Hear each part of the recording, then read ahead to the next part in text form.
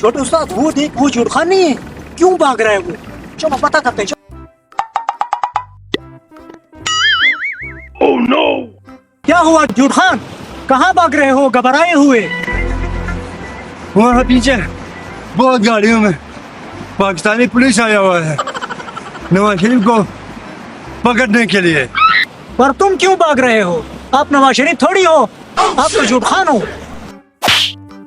वही पागल इंसान, ये तो पाकिस्तान है।